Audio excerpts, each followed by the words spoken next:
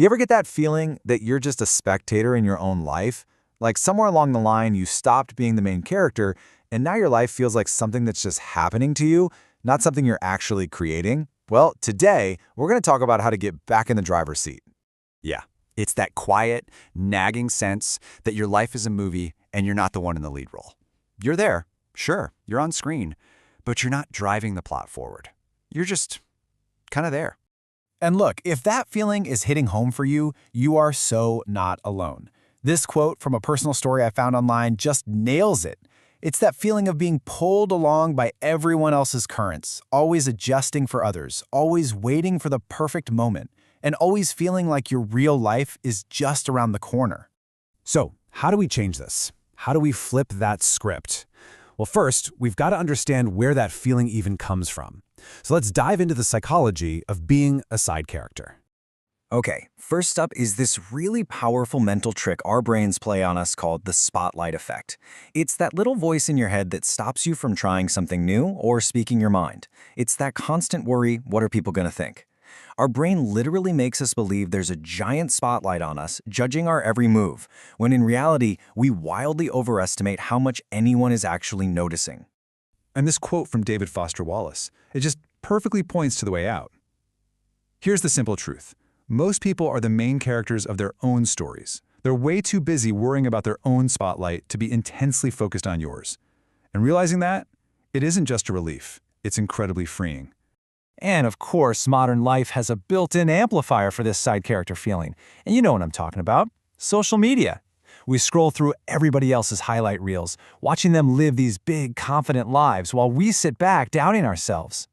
And as the research shows, that comparison slowly replaces action, and it just chips away at our self-esteem, making our own story feel smaller and smaller. So this brings us to a really core concept in psychology. You can think of it like the operating system for how you see your own power. It's called your locus of control. And it boils down to one fundamental question. Do you believe you are the cause of events, or are you just the effect? And as you can see, the difference is night and day. An internal locus, that's the main character's mindset. I make things happen. But an external locus, that's the side character. Things just happen to me. It's whether you believe your life is shaped by your choices or by things outside of your control, like luck or other people. So it's worth asking yourself, which one of those sounds more like you? Now this is so important to understand. If you feel like a side character, it's not because you're flawed. For a lot of us, it's actually a brilliant survival strategy that we learned when we were kids.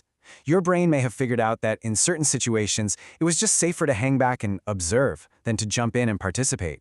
It was a form of protection that worked back then, but it might not be serving you anymore. Right, so that old strategy probably isn't the right fit for your life now.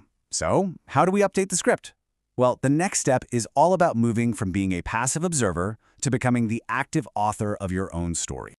There's this amazing concept from psychology called narrative therapy, and it's built on this exact idea. It basically says that you are not your problems, you are a person who has stories about your problems. And if you don't like the story you're currently living, the one where you're a background character, you have the power to tell a new one.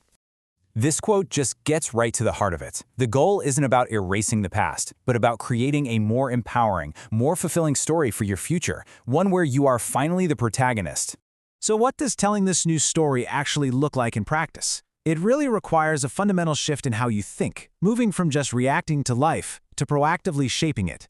Think about it this way. A reactive mindset is like playing life on defense. You're always just responding to crises or other people's demands. But a proactive mindset, the main character mindset, is about being on offense. You're the one deciding the path, setting your own goals, and putting the stepping stones in place to get there.